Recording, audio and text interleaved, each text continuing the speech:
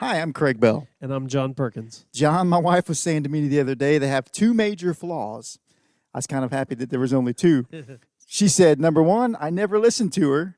And the other one, I wasn't really paying attention. I don't know. Food for the soul, helping you to thrive. 5 minutes to renew your mind. Take 5. So, John, sometimes we're not too good at communication, are we? No. Sometimes I've heard folks say it's hard to hear God speak.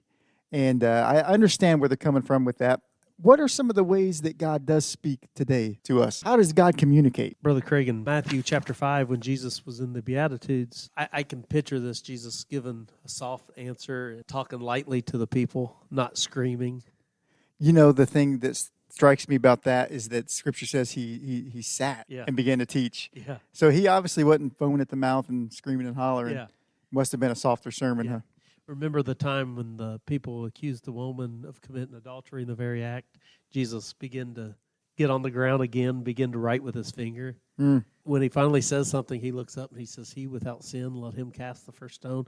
So again, he wasn't screaming. He wasn't shouting. He was saying in a soft answer. Yeah. Remember when Elijah was in the hillside? Yeah. And it was a still small voice Yeah. that the Lord spoke in. It wasn't in the earthquake or the wind or the fire. It was a still small voice. So I think a lot of times, John, people don't catch God's word because we're too loud. We don't be still to listen to that still small voice. Yes. And God doesn't always, hit us upside the head. Sometimes it's a whisper, isn't it? Yes. And sometimes it is a loud voice. In Psalms chapter 98 and verse 4, the Bible says a loud voice. And we remember in Exodus chapter number 19, when the Lord spoke, they heard the voice of a trumpet. So it can be loud at times. Sure. In Exodus chapter 20 and verse number 18, it says it sounded like thunder and lightning when the Lord spoke. So there's multiple ways. Of course, he could thunder. He could whisper. He certainly goes right to the point, doesn't he? Yes. And remember when he told Hezekiah, he said, "Get your house in order. You're going to die and not live." Yeah, didn't pull any punches. Didn't sugarcoat it. It was just to the point. The Scripture is definitely that kind of a book. Yes.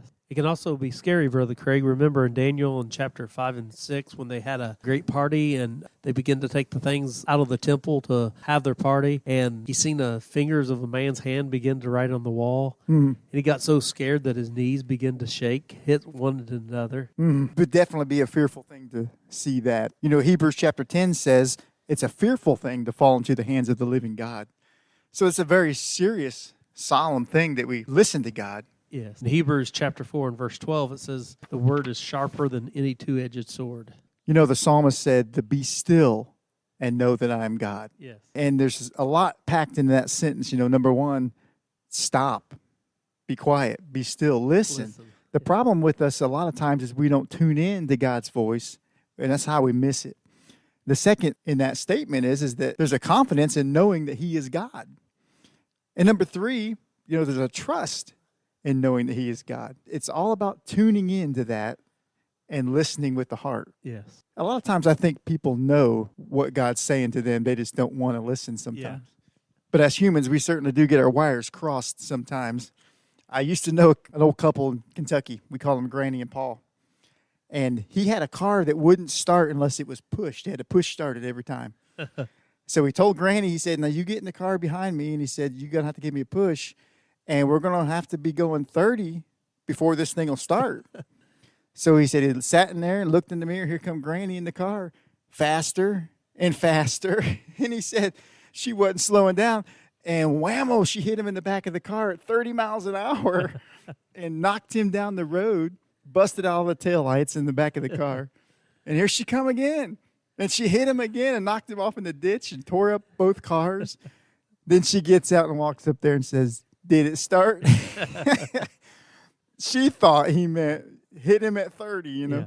So there was a communication breakdown there. Yes. And sometimes I think in our communication with God, we don't understand or we don't listen because we're too busy trying to figure out what we want him to say Yes. rather than just being still and listening. And listening to what God has to say. And he certainly still speaks today. Yes.